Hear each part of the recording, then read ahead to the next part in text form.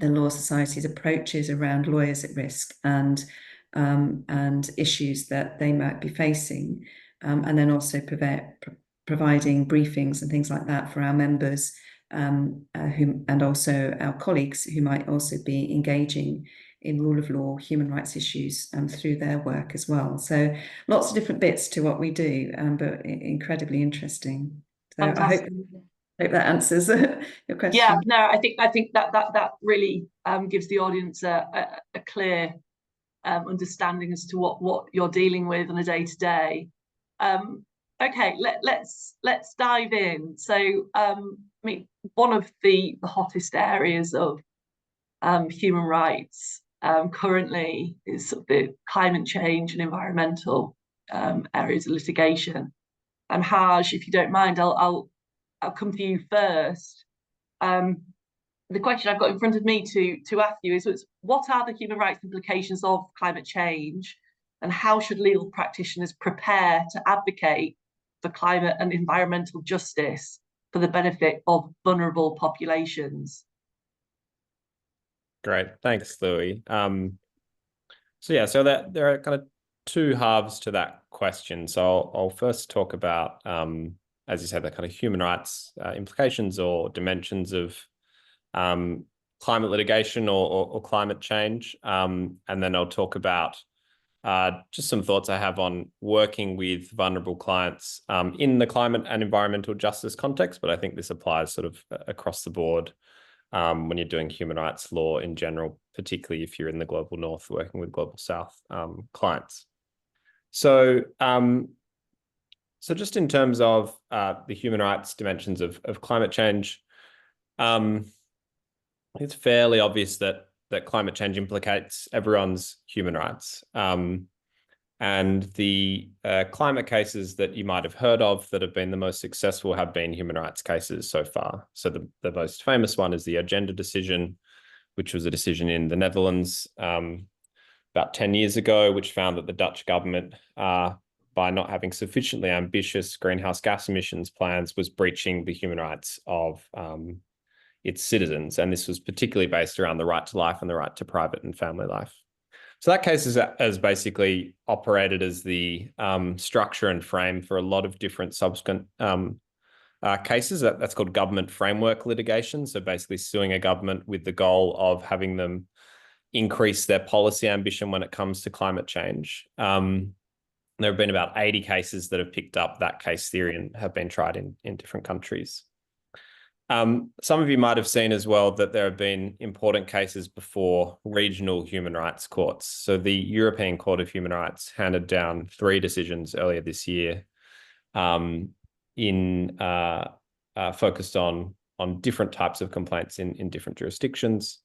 Only one of those cases was successful, and that was the Clemens-Nuren case. It's the Swiss grandma's case.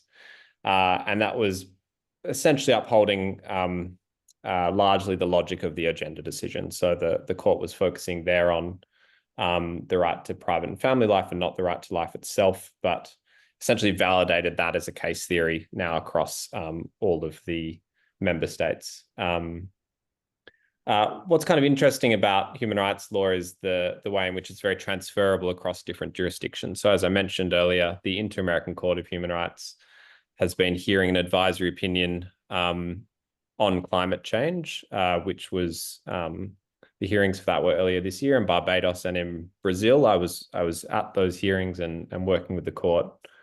And they'll be handing down their opinion in the first quarter of next year. And those proceedings have been happening in parallel with proceedings before the International Court of Justice, which is having some hearings next week, again, focused on climate change. So the question of what are the obligations of states when it comes to climate change, and what are their responsibilities if they breach those obligations. One of the key focuses, again, of that case is the human rights dimensions of that, and that's drawing on the agenda decision, the European Court of Human Rights, and the corpus of international law that's developed in this field in the last 10 years or so.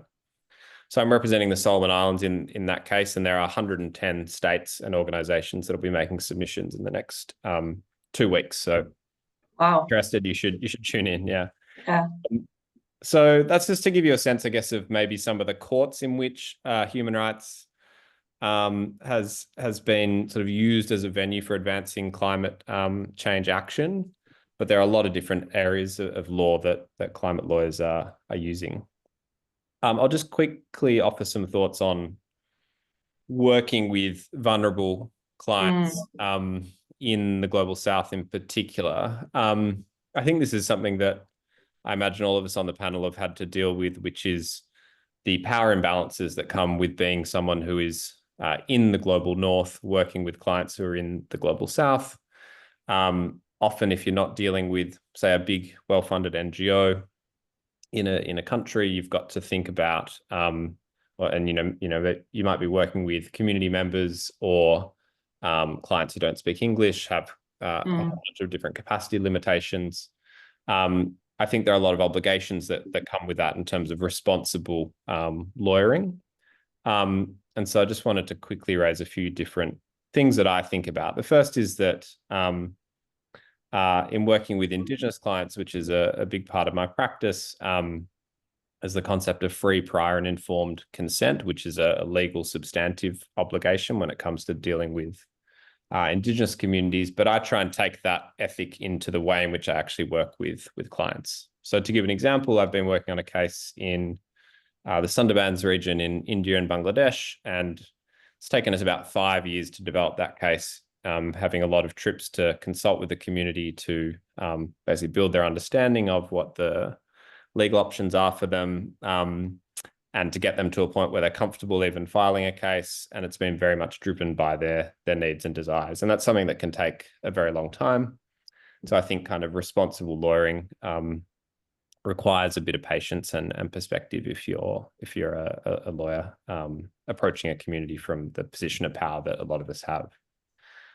Two other quick thoughts on this. One is just around trying to build capacity and raise people up. So when I'm working with local communities, I'll try as much as possible to work with local lawyers or to involve younger lawyers or students or members of the community in the legal process, so that after the case is done and after you've moved on, you've actually built some legal capacity amongst the community there. And then I just think the final one is just choosing your partners very carefully. As barristers in particular, we get approached for a lot of different cases.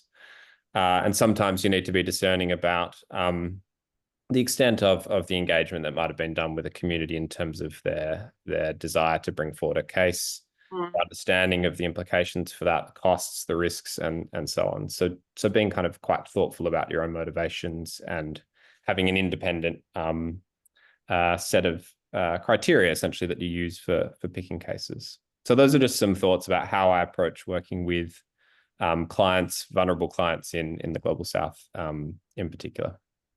That's really interesting. Thanks, Haj. And we've had a question come in, which I'm going to ask you now. I think it makes sense. So just quickly, Robert asked, how successful have those circa 80 international cases been in emulating the agenda decision in the Netherlands? Does the approach work in other fora? Yes, it does. And it's been very successful. So I think the majority of climate litigation results in what are called climate-aligned outcomes. That's to reflect the fact that not all climate litigation is brought by people seeking actions in the public interest. Some are brought by carbon majors, for example. But when they lose, that's counted as one in the column on the side of the climate. So the majority of climate litigation, I think it's 60%, result in climate-aligned outcomes. In terms of those cases, one of the really interesting things is that you would think that there would be a bit of a delay in terms of the transference of a decision from a civil law country like the Netherlands and its adoption in common law jurisdictions. But you've seen quite quickly off the back of agenda, common law countries adopting similar reasoning.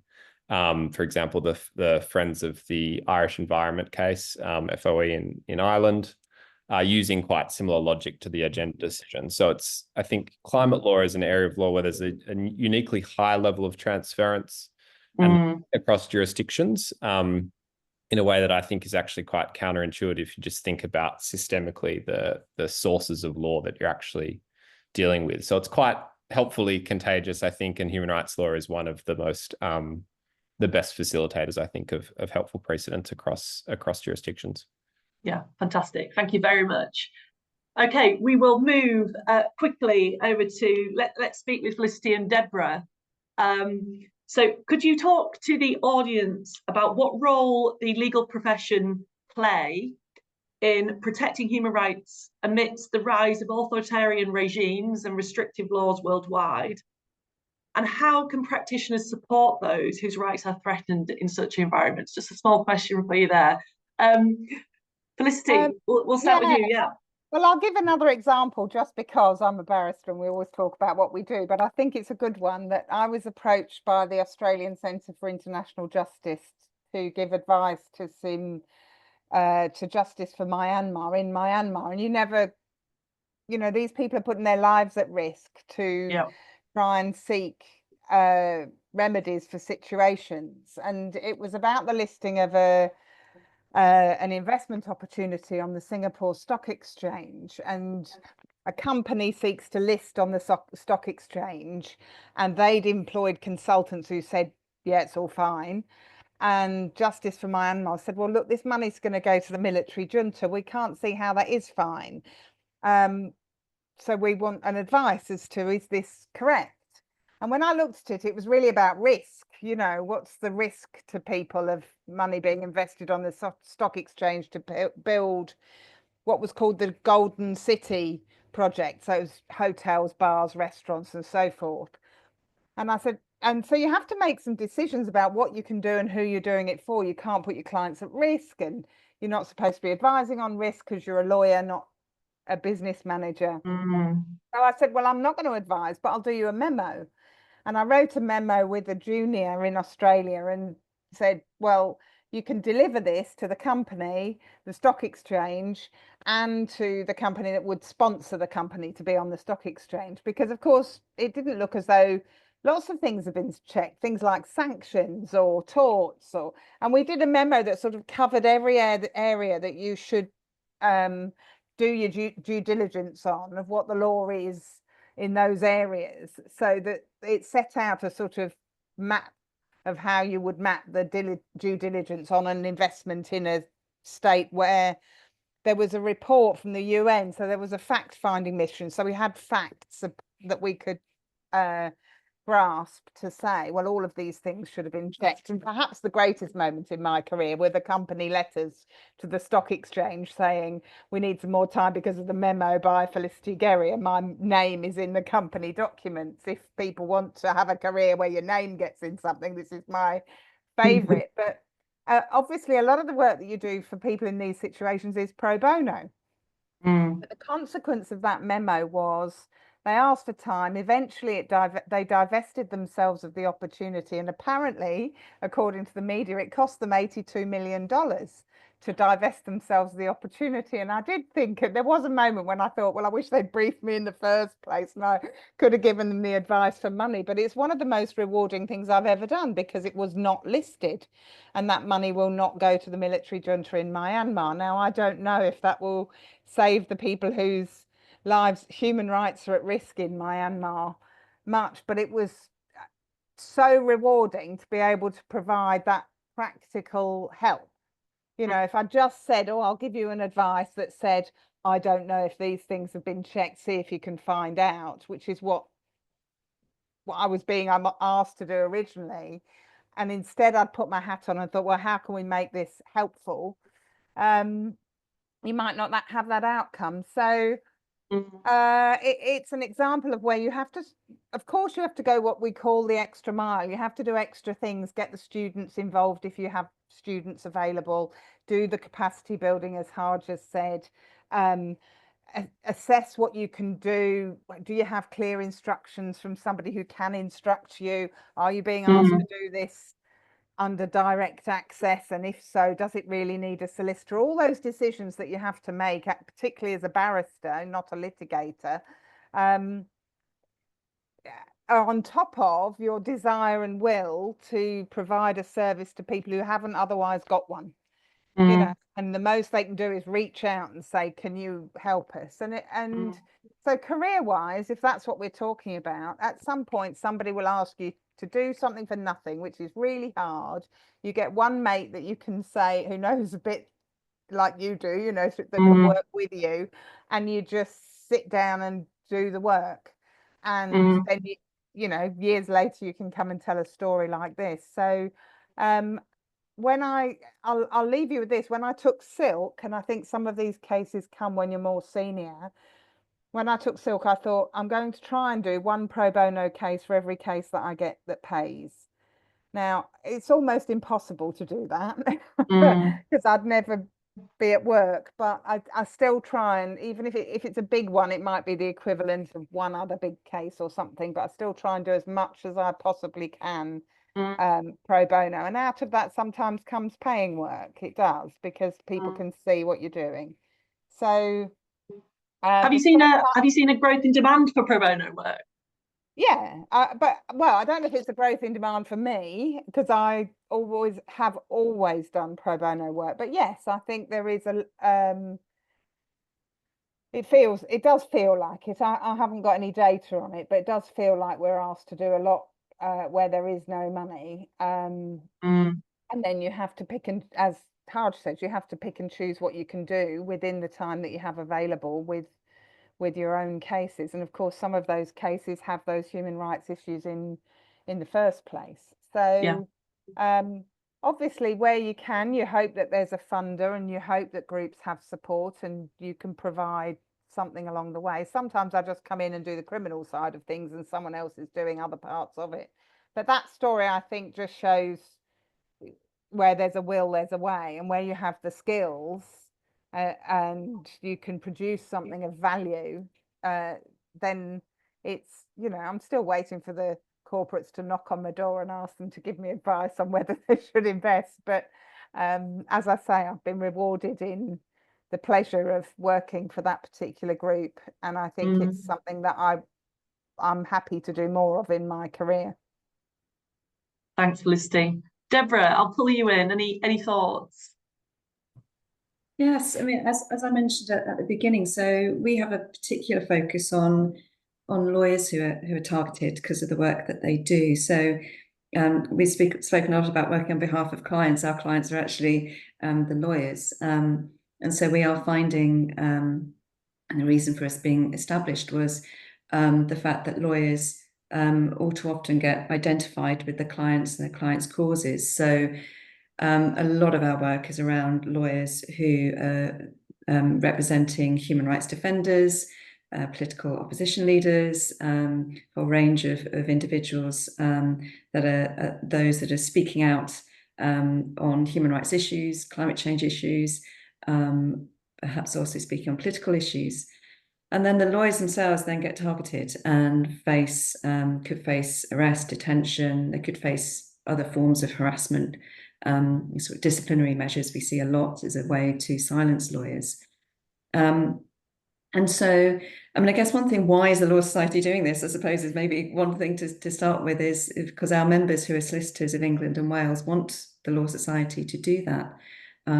It's something that the Law Society's done in different guises for decades, and is based on a sort of consideration that as part of the international legal community, we have a responsibility and a duty to support our peers in other jurisdictions that are facing challenges, and that also that there's a bit of a slippery slope as well. We've got to defend our peers in other countries, and that there's also an important role that lawyers play in terms of defending rule of law, defending stability within countries, economic stability, political stability, democracies.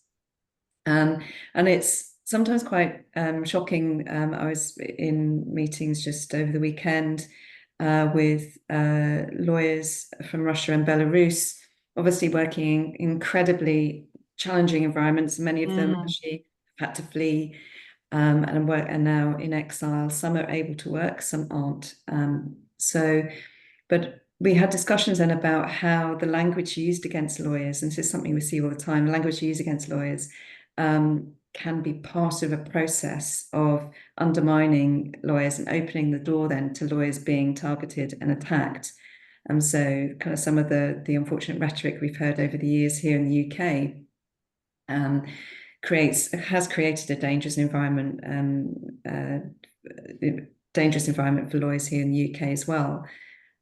So I think that's also sort of one of the reasons why we do also ensure that we're also all standing together in international legal community. In terms of, I mentioned a bit about what we do. So actually just before I came on this call, we were just doing an urgent action on behalf of a lawyer in Turkey who is a member of a progressive law association, which is one that's been labelled as a terrorist organisation, but actually is a legitimate law association dealing with very high-profile human rights and politically sensitive cases. And lawyers who work within that association are often targeted and labelled as supporting a terrorist organisation. So we were just working on a joint statement with lots of other organisations as the individual is going to go before the prosecutor in Turkey tomorrow, and we're hoping that we can also present through this joint statement concerns as a way to try and provide some advocacy for the lawyer and support. One thing that we do, joint statements like that, we don't always, of course, assume that the regimes are going to take action based on those statements or letters, but actually are quite important to do because they're a way really for us to raise awareness around what's happening to individual lawyers in countries. So quite often they're used really as a stepping stone really for us to be able to shout about what's happening. I mentioned about some of the other things we do, UN reports, submissions. We do fact-finding missions as well.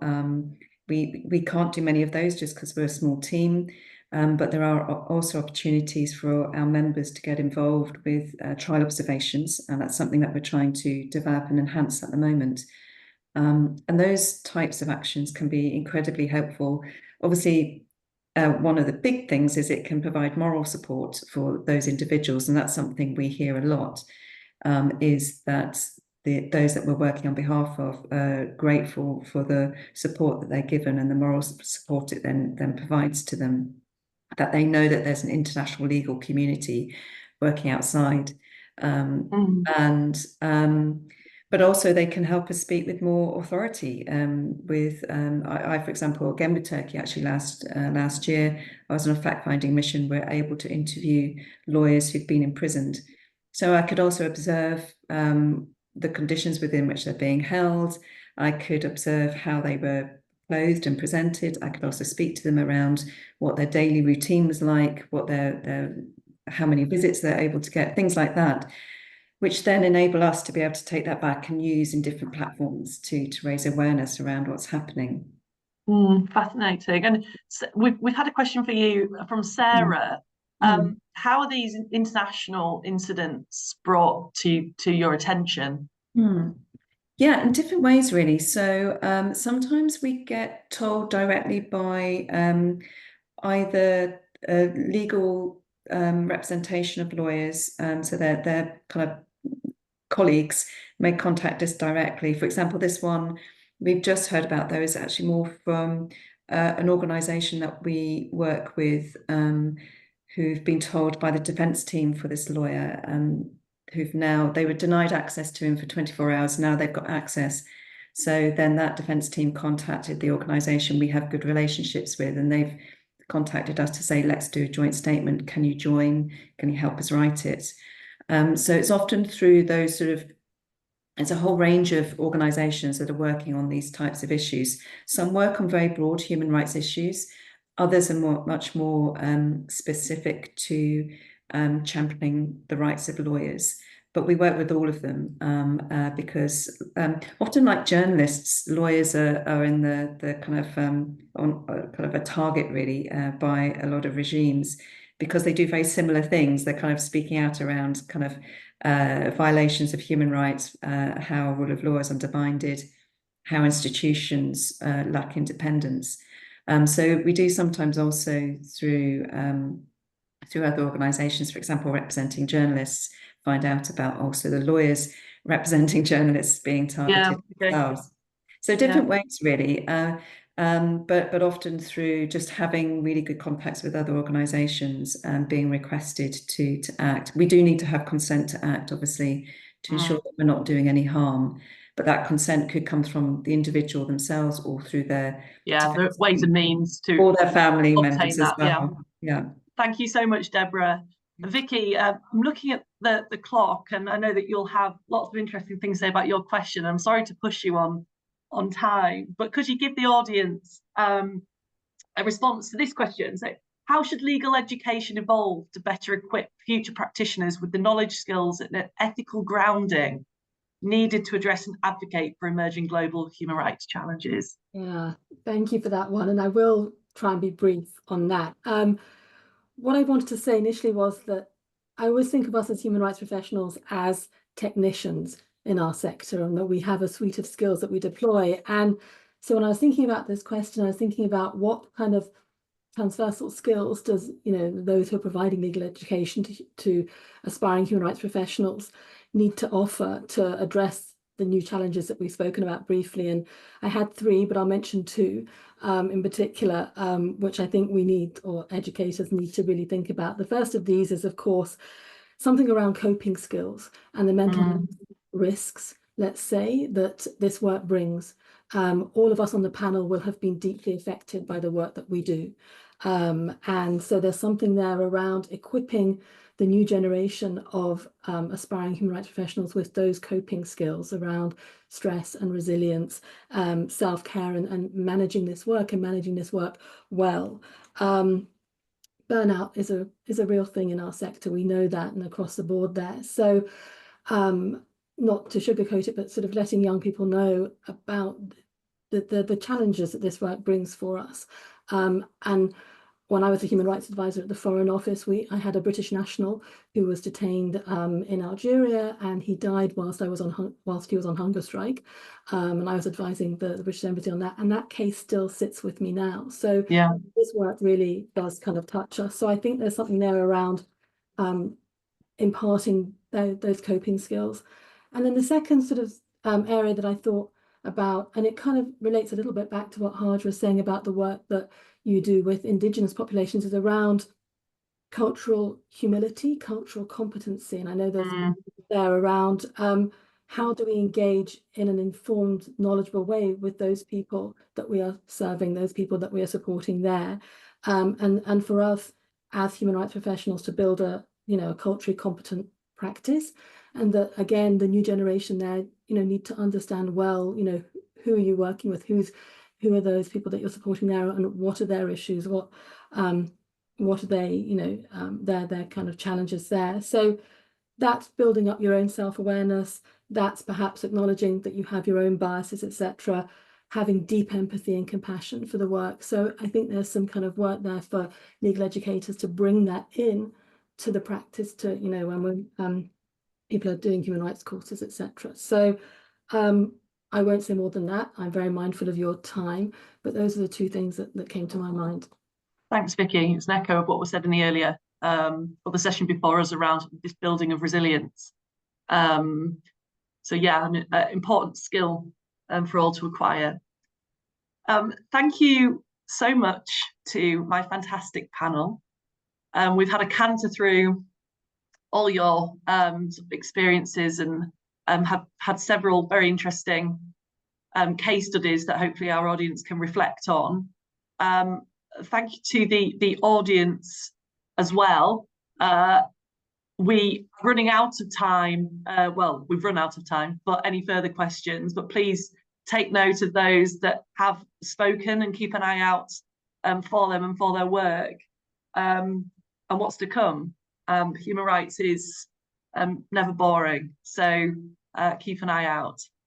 And my job now is to pass over to Joe Middleton, KC. Sorry for being 1 minute over, Joe and Ed, and I'll pass the mic, not take up any more time. Thanks to all. Thank you very much, Louis. And in case anybody missed the opening session today, I'm Joe Middleton, the chair of the HRLA. It's my great pleasure to introduce today's keynote speaker, Edward Fitzgerald, King's Counsel, who is one of the founding heads of our chambers here in Doughty Street. Edward is a legend in the human rights community and undoubtedly one of the foremost human rights advocates of his generation. He has a stellar reputation for the work he's done in many areas of human rights, including prison law, extradition, mental health in the context of criminal proceedings, and of course, the death penalty. He has made monumental contributions, it's no exaggeration to say, monumental contributions to the development of human rights protection, not only here in the UK, but also in many countries around the world, in regional and international courts and tribunals, not least, of course, the Strasbourg Court and the Privy Council. So, Edward, thank you for joining us today. Can I start by asking you a question that may be particularly interesting for this audience of law students and junior lawyers hoping to develop a career in human rights?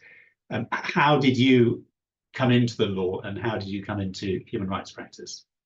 Oh, well, thank you, Joe, for the question. Yes. Well, I didn't do a law degree. For those who didn't do a law degree, that may be of interest. And obviously, it's not necessary. You can just do the conversion course. I spent some time doing other related things, studying criminology, working for the organization Mind, and actually working in a juvenile detention center. Yeah, I then decided that I did want to do the bar. By the time I got to practice, I think I had a particular interest in the rights of mental patients, prisoners, and in sentencing issues generally. But you know, I just say this: it took me three goes to get a tenancy. I failed in the first two chambers I started in. So you know, I think some people have mentioned tenacity, perseverance, resilience. I think it is important that you don't always find the right fit at the start, and you don't always succeed at the start. Edward, can I just interrupt you for a moment? Louise, if you're watching, I think Deborah is pinned at the moment, so we're seeing a black box there. So if Deborah could be unpinned, everybody will be able to see Edward a little bit better. But Edward, please continue. Oh yeah, well that's just how I got into the law, and hopefully of some interest that you know, you don't always get where you want to first time. And in what sort of area were you working in human rights when you first started as a barrister? Well, I was doing ordinary criminal cases, obviously, but my first experience of public law was from fighting prisoner cases, and I had a background in that from drafting a prisoner's charter for the organisation Liberty, and that led me on to developing prisoners' rights, to review disciplinary adjudications. And I was introduced to that by Stephen Sedley, later Lord Justice Sedley, Andrew Collins, Michael Beloff, people like that. The one thing I just say is that was important, the experience of working on prisoners' rights cases, because there was a collegiate attitude. We were all aware of what other people were doing and what they were working towards. And there was a momentum towards seeking reviewability of the decisions of prison authorities. The first, we were seeking to review decisions of disciplinary adjudications by boards of visitors and governors, and there were a series of cases gradually developing that law. And then there was access to lawyers in cases like Anderson and Leach, and then more general access to the outside world in cases like Sims and O'Brien. I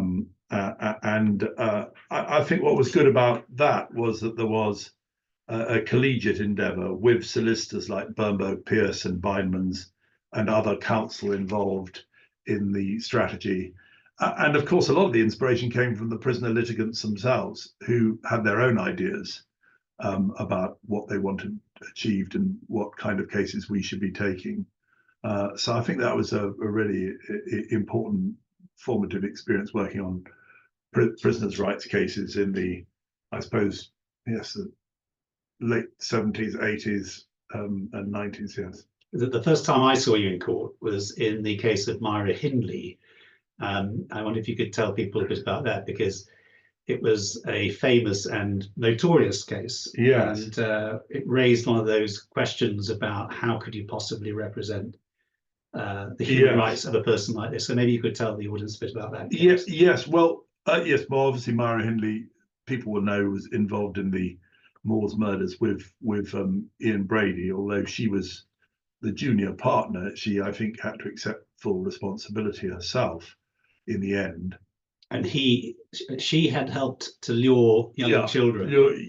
And then they had been tortured and murdered and buried on the Yorkshire moors. It was a case that really seized the it was a popular imagination. It was an appalling case. It was an appalling case, quite a test to the cab rank principle. But she had a point. She had been told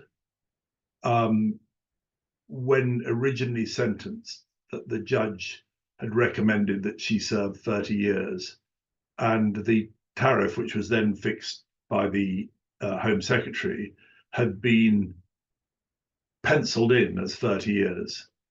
But as she got towards the 30-year point, and public outrage at the idea of her ever being released increased, the Home Secretary, who was, I think, David Waddington at the time, increased her tariff from 30 years, which had been provisionally penciled in, to whole life. So she was able to say, I have been retrospectively sentenced by the executive to a longer period than was originally envisaged. The House of Lords rejected that in the end, but there was a due process point. I think that probably was one of the cases which plunged me in despondency about the human spirit, reading the confessions, which were really pretty depressing reading, and pretty gruesome. But there was a point of law, and there was a due process issue in that case, and there was the issue of whether she had indeed been reformed, rehabilitated, and was ready to go out. Do you want to say a bit more about the strategic litigation that you mentioned earlier and where that's taken you? Yes, I mean, I think that's been important. As I say, it was important in the prisoners' rights cases. First of all, challenging prisoners' rights didn't really exist. There was a total unreviewability of disciplinary decisions. There was no right to see parole board reports, no right to review parole board decisions, and gradually one case led on to another. And we did have a test case strategy to extend reviewability, and particularly in relation to lifers' rights, fighting for, first of all, that they should get to see the reports on them before the parole board and be able to comment on them. And at first it was said it's completely unthinkable that a prisoner could be shown the reports about them, but that gradually was eroded and then got rid of. First it was just the gist, and then it was the whole thing. And then in relation to the fixing of the tariffs, such as in the Myra Hindley case, there was a long battle fought out mainly in the European Court for judicialization of that decision, that it shouldn't be taken by politicians but by judges, which seems self-evident now, but then seemed unthinkable the other way. And we gradually, for a series of decisions, established that discretionary lifers should have the right to have their period fixed, their punitive period fixed by the judiciary, then HMP detainees, the juveniles convicted of murder, and then the adult murderers. And it was a series of progressive cases. And again, that was it was very important to have a kind of collegiate approach in which you're working with other solicitors, other barristers, some abroad, some here, towards the development of those rights. Could you tell us a bit more about the death penalty litigation, because that's also an area that I worked with you on, even as a pupil when I first came to Dow Street a quarter of a century ago now. So perhaps you can tell us about that. Yes, well, I mean, we, of course, English lawyers got involved in the death penalty because of the Privy Council and because there was an appeal from Caribbean and indeed from Mauritius and Singapore and at one stage to the Privy Council against convictions and sentences to death. And I got involved through Geoffrey Robertson. That was the first thing that really inspired me to go into chambers with him and Louis Blom Cooper, people like that. So first of all, we did challenges to people who'd been sentenced to death on identification evidence, and a whole series of cases in which Geoffrey Robertson led to establish that identification convictions without stern warnings from the judge would be invalidated. Then moving on to the death penalty itself, there was the challenges to execution after long delay. And again, there was a long process of challenges in the Inter-American Commission, the Inter-American Court, and the European Court in a case called Suring, and then in the Privy Council itself. So again, working with other lawyers, lots of other lawyers in different contexts, to develop this principle that execution after long delay was wrong. And then finally, there was the challenge to the mandatory death penalty itself, which again was thought unthinkable. It was thought that you simply couldn't challenge the fact that the death penalty was mandatory for all those convicted of murder and that that was protected by the constitutions. But we had a whole series of seminars, discussions with lawyers in Jamaica, Belize, throughout the Caribbean, working on ways we could get around that. And that eventually yielded the series of cases where the Privy Council said that the mandatory death penalty was unconstitutional in Belize, and then in the Eastern Caribbean, and then in Bahamas and Jamaica. And you did a lot of that work with somebody called Keir Starmer, if I'm not mistaken.